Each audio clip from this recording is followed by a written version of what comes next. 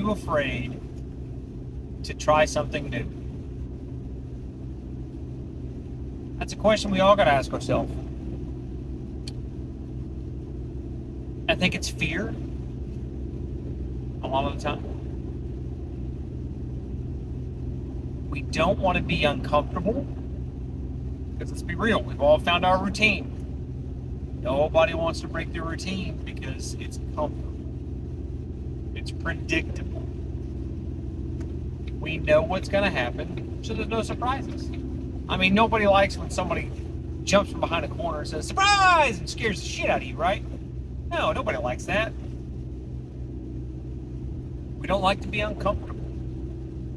We like to know, like, oh, I'm going to do this, I'm going to do this, I'm going to do this, I know how it's going to go, it's all good. But what if what you're doing sucks? You ever thought about that? Ah, my life sucks. Then change it. But we don't, because we're afraid to try something new. But why? Why not try something new? Because guess what? You have a fallback plan. You can just go back to the way you were doing stuff before. You ain't got to reinvent the wheel if the new thing doesn't work out. Say you start waking up earlier in the morning to take the dog on a walk, just get a little exercise in. Say you do it for, now give yourself time, don't say one day and be done, right? You got to give it a, give it a good go. Go for a couple weeks. They say it takes like 21 days to create a habit or something like that. Don't quote me on that, but it's like 21 days to create a habit. Give it a couple weeks. If waking up, taking the dog on a walk. If it's not you, you're dragging too much at work, it's just not working out, whatever. Hey, you tried, go back to the way you were doing. But what if taking that walk in the morning, getting that dog out, one, makes your dog a little less tired so he's not crazy all day, but it gets you moving and gets more steps going. Oh man, I got your day started earlier. Oh, maybe you lost a couple of pounds. Maybe you're feeling better. Maybe your joints are better. Oh, all because you weren't afraid to make a change. Now, it doesn't have to be a change in, your routine or your daily schedule. In one of the earlier podcasts, we talked about doing less time on the social media. Changing that up, getting rid of the social media and scrolling, spending time with our kids. Say you put your phone down, or say you set limits on your phone, and you force yourself to spend more time with your kids. What's going to happen? Your kids say, "Dad, I don't want to hang out with you anymore. Dad, you're too much. Dad, you're clingy." Maybe if they're a teenager or they're older, yeah, I guess if your 18-year-old kid is trying to, talk to their friends on the phone and you're just hovering around them, yeah, maybe they'll tell you you're clingy. But I bet if you got young kids who want to be out playing, like playing catch, baseball or football, or they want to be outside on the swing, I don't think changing from social media to time with your kids is going to be bad. Don't be afraid to change. Maybe it's an idea. I was just listening to a podcast, ironically. I'm going back, listen to a podcast, and I get some ideas, and I'll pitch a podcast. But don't be afraid to listen to other people and maybe change your perspective. Say someone is talking to you about something, and you 100% are going to disagree with what they're saying. Don't interrupt them. Let them talk.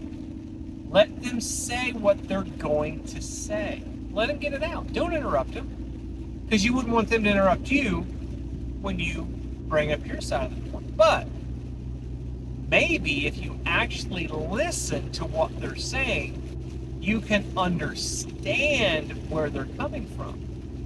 It changes your perspective. It might change your mind on a topic. Maybe because you didn't interrupt them, you've heard it in a different way that actually clicked with you. Don't be afraid to listen to someone, and don't be afraid to change your mind.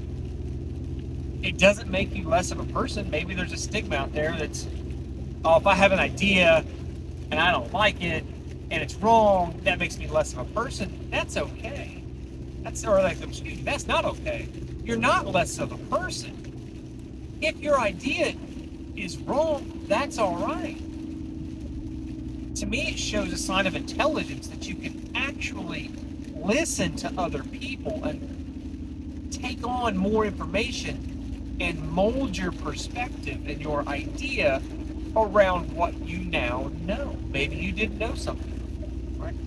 Don't be afraid to change your mind. Maybe you've had something that you've done this way forever. This is the way, this is what works. I know it works. It's worked in the past, it will always work.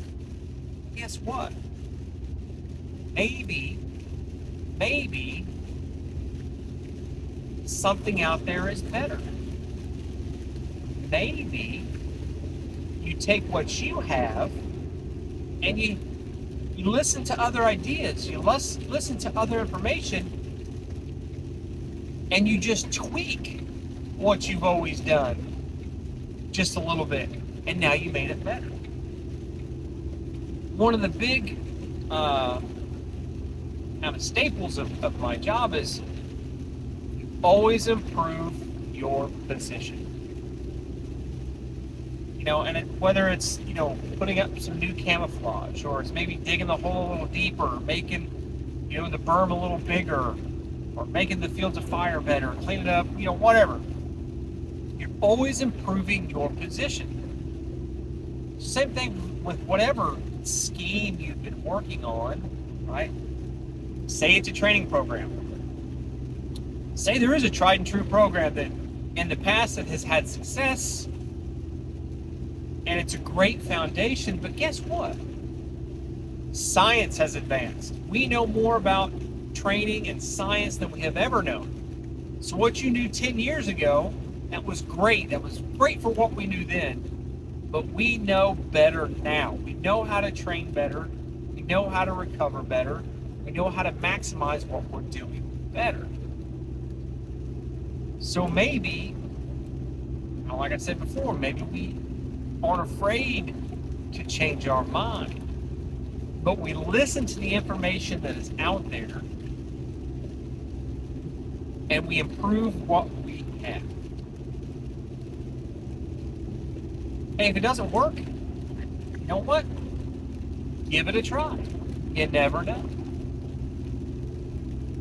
But we can't be afraid of change. We have to keep changing. You cannot stay stagnant in life, to me, and stay happy. Everything is changing, because guess what? If you stay perfectly stagnant, you make no movement, left, right, up, down, forward, backward, nowhere, you are perfectly stagnant. Guess what? Everything else in the world is changing. Everything else in the world is changing around you. I think a lot of people, think about it. When the first car was invented, everyone's like, those are stupid. We're going to use horses and carriage. They were afraid to change to a car. Now look at it. Cars are everywhere. Airplanes. Those are stupid. Everyone's going to die. Here we are throwing hundreds of people at a time on an airplane to travel all around the world. Cell phones. I kind of argue with myself with this a lot. And kids and electronics. Everyone's like, no, your kid shouldn't be on electronics. But really? I get we should probably moderate what they're watching and what they're doing. But that's where the world's going. AI is around the corner. ChatGPT can literally program websites in seconds. When I was a kid, that was unheard of. But that is the future. Why are we not enabling our kids to be successful for the future? I think it's because we're afraid. We're afraid of change. It's not what we did, so it's not right. Well, guess what? Probably wrong. Just like my parents. You know what? They walked in the snow uphill to school, both to and from, right? Yeah, I guess the earth changed, right? Because I went to the same school and I didn't find a hill and it was warm half the year. So I guess change happened, right? Global warming, whatever. We can't be afraid of change. Don't be afraid of change. I would say be cautious, right, with your kids' electronics. I'd say changing like a big life thing, like I'm not saying go quit your job and go do something else. Be cautious. Do some research, right? Enable yourself with the knowledge. Maybe it will change your ideas and it will allow you to make a change that will benefit you later. So, don't be afraid of change. Sometimes it takes being uncomfortable to find something that brings us joy. That's all I'm saying. Number 4 down. Still got 12 hours to go. Back to my podcast so that I can get you another podcast.